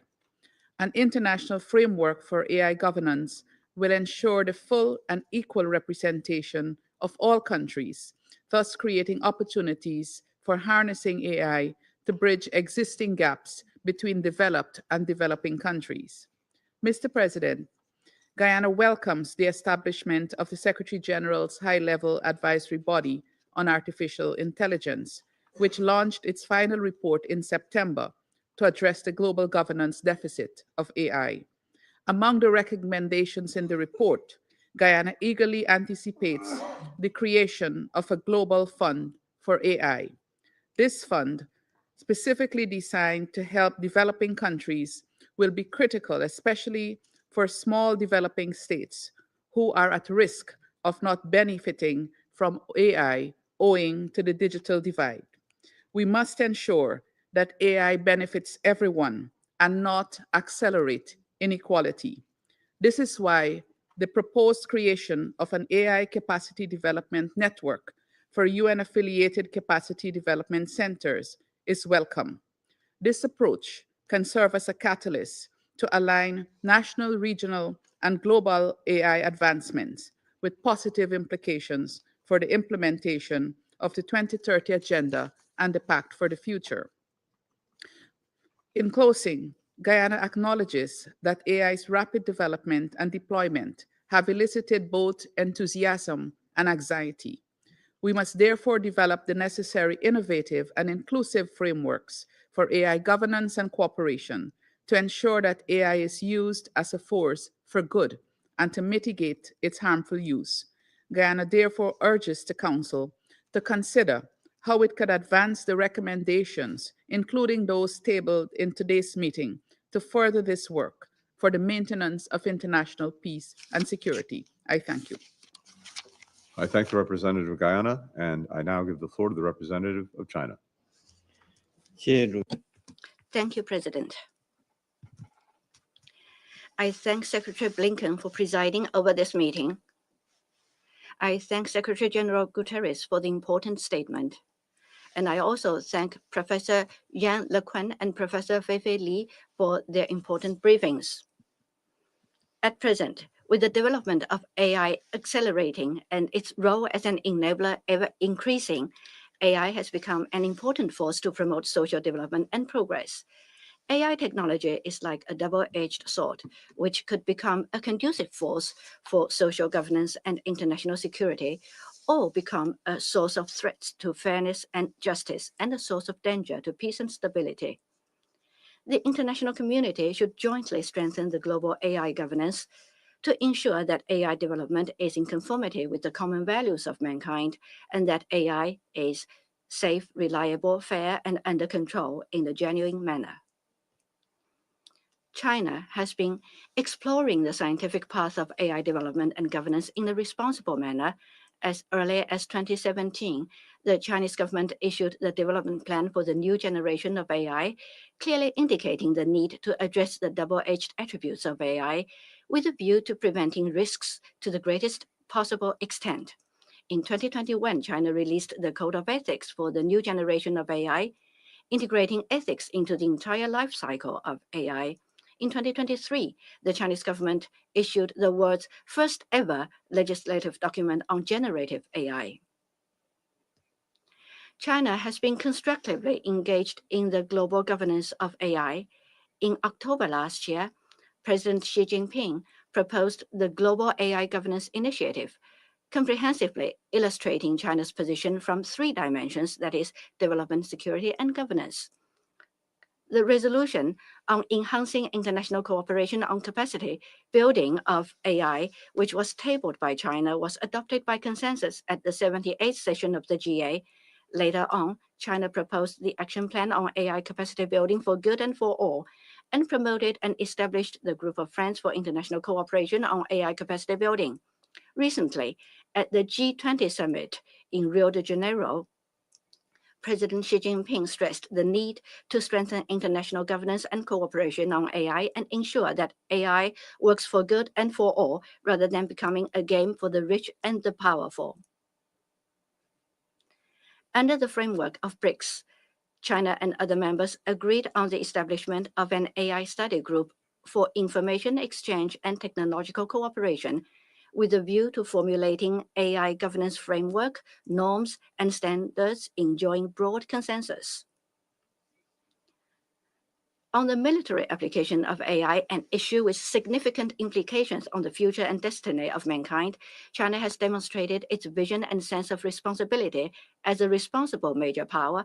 In 2021, China submitted to the Convention on Certain Conventional Weapons a position paper on regulating the military use of AI. We maintain that all countries, major powers in particular, should adopt a prudent and responsible attitude in the military development and use of AI technology, comprehensively assess the pros and cons as well as consequences, and respect in real earnest the security concerns of other countries so as to avoid misunderstanding and miscalculations and prevent arms race. It is imperative to constantly improve the safety, reliability, and controllability of the relevant technologies to ensure that they are under human control and to oppose the misuse, abuse, and proliferation of such weapon systems. Not long ago, the heads of state of China and the United States,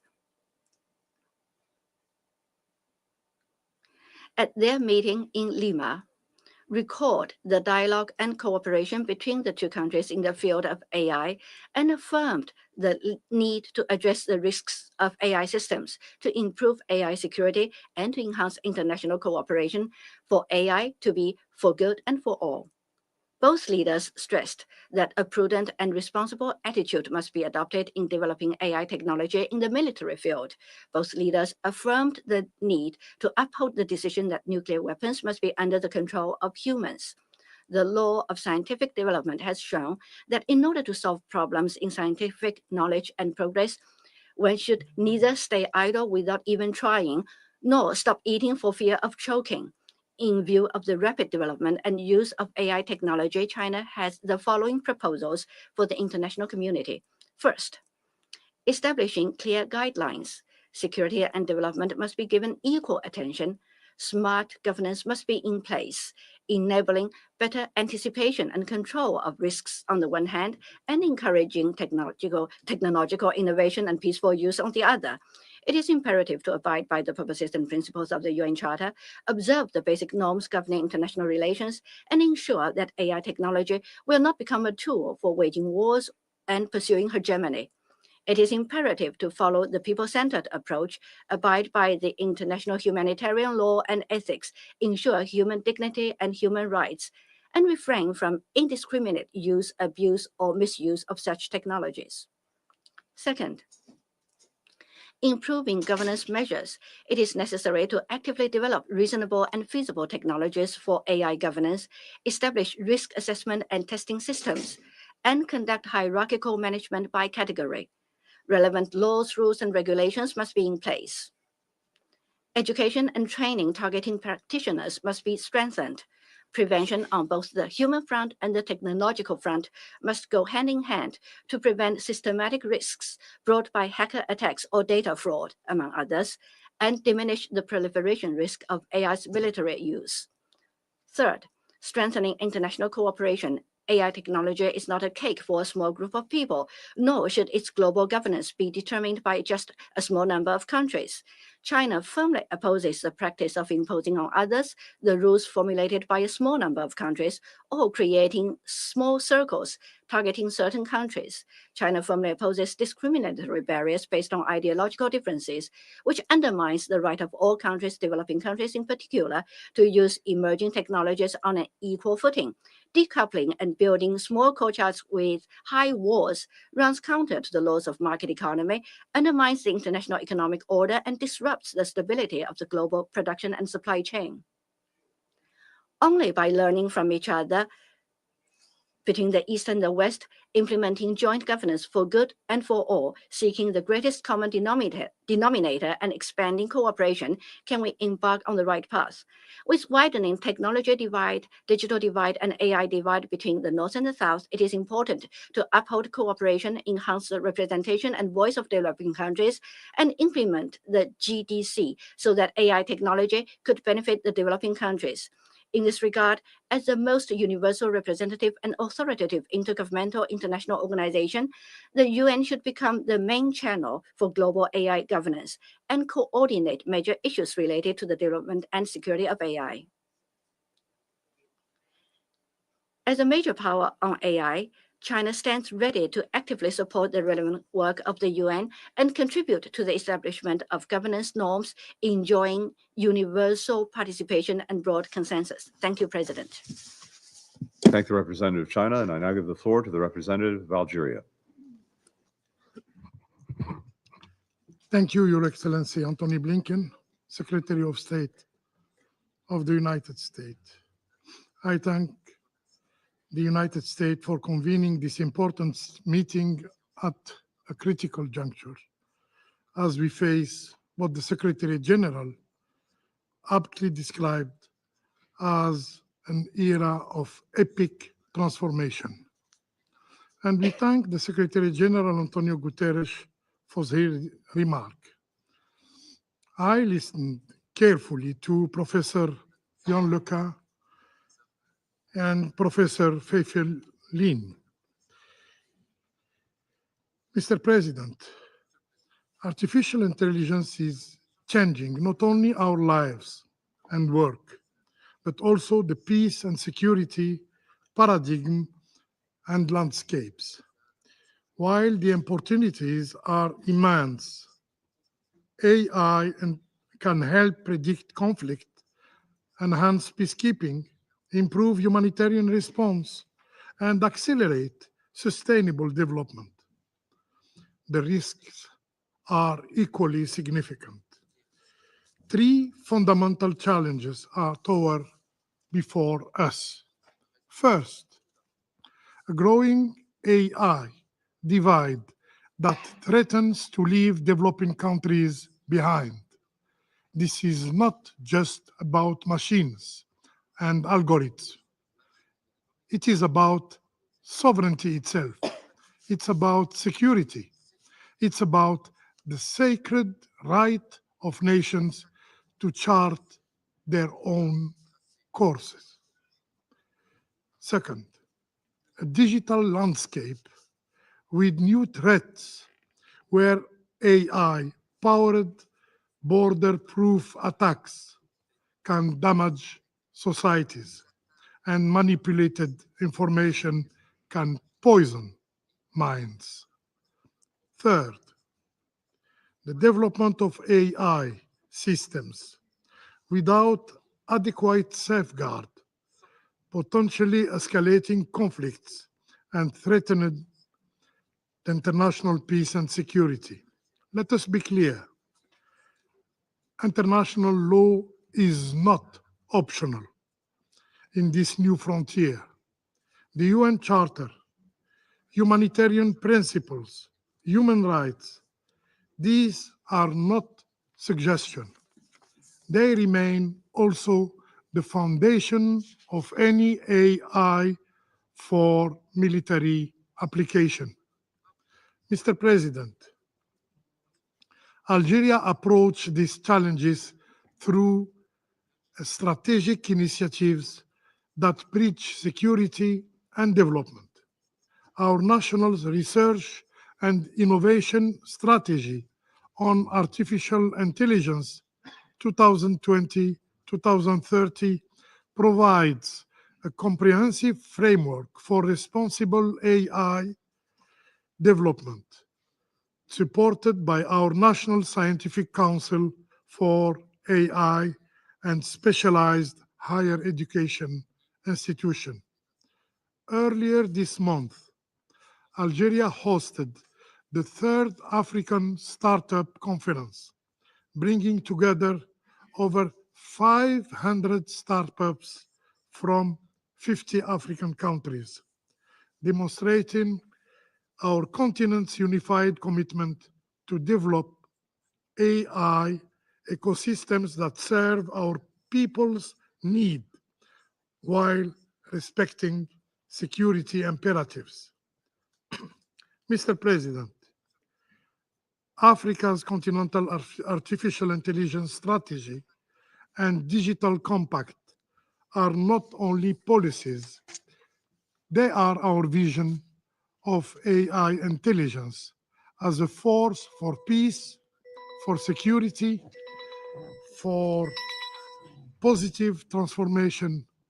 To turn this vision into reality and respond these challenges, 5 key measures are important. First, create inclusive international mechanism for AI security expertise, where developing countries are not just observers, but equal architects of our shared future. Second, establish a global framework for responsible AI that balances national sovereignty with international cooperation, not one at the expense of the other. Third, launch targeted capacity building programs in AI education and security assessment, because knowledge is not only power, it is survival. Fourth, develop transparent protocols for international artificial intelligence safety cooperation, because in the digital age, transparency is not optional. Last and fifth, build robust digital infrastructure and support developing countries in creating artificial intelligence strategies, because no nation should be left behind in this revolution. Mr. President, the time has come, not tomorrow, not next year, but now, for a binding framework that prevent the misuse of military artificial intelligence in ways that violate international law, international humanitarian law. Look at what we have already achieved. This year, adoptions of the Comprehensive International Convention on countering the use of information and communication technologies for criminal purposes, led by Algeria, my country, proves that meaningful multilateral actions is not just possible, it is imperative. The choice before us could not be partial. We can let artificial intelligence deepen the inequality and create new security nightmares, or we can harness it as a force for peace, for security, and for development for all nations. I thank you. I thank the representative of Algeria, and I now give the floor to the representative of Sierra Leone. Thank you and welcome to the Council, Mr. President, Excellency Anthony J. Blinken, United States Secretary of State. Let me also thank the United States Presidency for convening this important high-level meeting on artificial intelligence and the maintenance of international peace and security. I thank His Excellency Antonio Guterres, Secretary General of the United Nations, for his insightful briefing. We take note of the thought-provoking contributions of Professor Ian LaCoon and Professor Feifei Lee. The topic for today's high-level briefing is not only timely, but highly relevant, as we acknowledge the significant implications of AI on the global landscape and present-day realities. This includes its potential to transform societies and economies, and equally, the risk it poses to peace and security, particularly when misapplied in military context. The rapid development of AI technology, as highlighted in the outcomes of ongoing international dialogues, including the Secretary General's July 2023 policy brief and the Global Digital Compact annexed to the Pact for the Future, The General Assembly resolutions led by the United States and China present both tremendous opportunities and significant challenges. AI holds the potential to address a wide range of global issues within the framework of sustainable development. However, as AI becomes increasingly pervasive, we must also recognize its ability to disrupt peace and security in both civilian and military domains. It is in this regard that Sierra Leone is of the view that AI can play a pivotal role in maintaining peace and security by enhancing decision-making, improving situational analysis and awareness, enabling proactive conflict prevention and management. We therefore fully support the referenced ongoing international dialogue and initiatives, including the high-level advisory body on AI, which underscores the importance of creating a robust international ecosystem for AI governance. Mr. President, as our briefers and other council members have already noted, AI holds immense promise for advancing sustainable development, improving governance, and fostering peace. However, its unregulated deployment risks exacerbating inequality, fueling conflict, and undermining the dignity of human life. For post-conflict and developing countries striving to sustain peace, the stakes could not be higher. For the African continent, the misuse of AI poses unique risk. In most parts of Africa, where digital infrastructure is still developing, there is a growing vulnerability to AI-enabled disinformation campaigns, which could destabilize fragile social fabrics and undermine democratic processes. Additionally, the potential militarization of AI, if left unchecked, could exacerbate regional insecurities, threaten peacekeeping, and endanger civilian protections. Accordingly, the principles outlined in the African Union Peace and Security Council's communique on AI, adopted on 13th June 2024, are particularly resonant for Sierra Leone. We strongly agree that AI should be human-centric, prioritizing the well-being of people over the interests of technology companies or military objectives. This includes addressing concerns about bias in AI systems, ensuring the rights to privacy, and protections against the use of AI for surveillance and other forms of social control. The AU's emphasis on responsible development and governance of AI aligns with our belief that the international community must act proactively to ensure that AI is developed and deployed in a manner that promotes peace, equity, and global cooperation while preventing its misuse. The key aspects of the AU-PSC AI communique include instructing the African Union Commission to undertake a comprehensive study on the impact and implication of AI on peace, security, stability, democracy, and development in Africa. Mainstreaming AI in all peace processes, including facilitating its integration in peace-building initiatives. Leveraging AI for mediation, reconciliation, and post-conflict reconstruction. Develop frameworks to oversee the responsible integration of AI in military operations, as well as ensuring compliance with ethical standards and international humanitarian law, amongst others.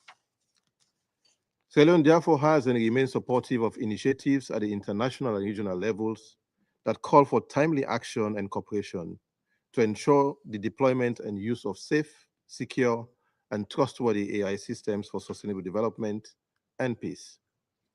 It is critical to expand participation of all countries, in particular developing countries, in digital transformation to harness the benefits and effective participation, including by capacity building. Promoting knowledge sharing activities and the transfer of technology and mutually agreed terms is an important aspect of capacity development. Further, AI capacity building should not only be about technology transfer, but also about building local expertise, strengthening regulatory frameworks, and ensuring that countries have the necessary legal and institutional structures to manage the risks associated with AI. This will require coordinated efforts from international organizations, including the United Nations and regional bodies like the African Union. We therefore support the establishment of a global AI fund as proposed by the high-level advisory body on AI to ensure that developing countries have the resources and technical support needed to safely and effectively integrate AI in our economies and societies. Mr. President, in addressing the key questions for today's briefing on how AI can contribute to the maintenance of international peace and security, Sierra Leone wishes to underscore the following 4 points. Firstly, on conflict prevention and early warning system, and while respecting the principles of the UN Charter, AI algorithms can analyze vast data sets, including economic indicators, political events, and social media trends to predict tensions, potential conflict, or instability. Also, machine learning models can detect patterns of escalating tensions by monitoring inter-area troop movements or trade disruptions. Furthermore, AI can identify regions at risk of instability and suggest optimal allocation of humanitarian aid or peacekeeping resources to prevent escalation of potential conflict situations. Secondly, AI can facilitate diplomacy and conflict resolution through analysis of data to identify areas of misunderstanding or potential consensus. Additionally, AI can gauge public and leadership sentiments in conflict regions, helping mediators design more effective peace-building strategies. Thirdly, AI can assist in optimizing the deployment of peacekeeping forces by analyzing data on conflict intensity, geography, and logistics. More importantly, AI systems can process real-time input from civilians and organizations to map conflict zones, refugee movement, and humanitarian needs. Fourth and finally, as AI technologies become more integrated into military applications, with the evident risk to international security, the use of AI in military systems, especially autonomous weapons, must address the profound concerns regarding accountability, the potential for unintended escalation, and compliance with the law on the use of force and international humanitarian law. The military application of AI should be governed by clear international standards that prioritize human oversight and adhere to international law. There must be transparency, dialogue, and multilateral engagement on this issue to ensure that AI in the military domain does not contribute to destabilization or the erosion of international norms. In closing, Mr. President, Sierra Leone is fully in support of peaceful uses of AI, especially in terms of enhancing peace building and sustaining peace initiatives. This is why we collaborated with Slovenia and Switzerland in calling for joint action to implement the Secretary General's new agenda for peace during our August presidency of this council. Within that context, the aforementioned trio of countries, and during the Swiss presidency in October, we also called on the council to act early and manage uncertainty by seeking expert advice and collaborate with academia and research institutions to provide the council with evidence-based information and other relevant assistance to help prevent conflict. AI can ultimately assist in this regard, and I thank you. I thank the representative of Sierra Leone, and I now give the floor to the representative of Slovenia. Thank you, Mr. President. I'd like to thank the Secretary General for his briefing. I also thank Mr. Lakoon and Dr. Lee for sharing their perspectives. Slovenia considered it very important that the voice of all, including those from the private sector and academia, who are the engines of fast development and change, are heard in our deliberations on digital and emerging technologies. Mr. President, the magnitude of the artificial intelligence revolution is evident not only in its impact on our social fabric, our economies, science, and increasingly warfare, but also in the parallel efforts to establish effective governance. We still consensually adopted General Assembly resolutions on AI, and the adoption of the Global Digital Compact earlier this year, the United Nations has recognized its unique convening power and taken the lead in the global conversation on AI governance alongside various other initiatives. Moreover, Important work within the UN is underway regarding the establishment of a global dialogue on AI governance, and rightly so. AI governance is becoming increasingly essential to global stability and requires inclusive multilateral engagement at all levels, including within the Security Council. Mr. President, as the Secretary General has noted, artificial intelligence represents both the greatest opportunity and at the same time an existential threat. When it comes to global stability, AI can, on one hand, be harnessed positively, for example, to support efforts for conflict prevention and peace building. On the other hand, AI can enable complex, cross-border threats such as cyber operations, disinformation campaigns, violent extremist content, and terrorist propaganda. It can be used to fuel the proliferation of autonomous weapons, further complicating efforts to ensure oversight and accountability. Therefore, we strongly believe that the Council's primary role in maintaining international peace and security necessitates addressing AI-related risks to ensure that AI is designed, developed, deployed, and used in full compliance with international law, in particular international humanitarian and human rights law. Mr. President, the risks are not speculative or distant. They are a reality in contemporary conflicts such as Gaza, where reports indicate that artificial intelligence is being used as a tool to identify targets, particularly in densely populated residential areas, resulting in significant civilian casualties. In this regard, we advocate for the integration of AI-related discussions into the Council, including through briefings like this one, to ensure that members pay attention and provide responses to these risks within existing Council mandates, as well as other geographic and thematic issues. By fostering synergies to strengthen AI governance for international peace and security, we reaffirm the Council's complementary role in supporting the efforts pursued in the General Assembly and other fora engaged in AI governance.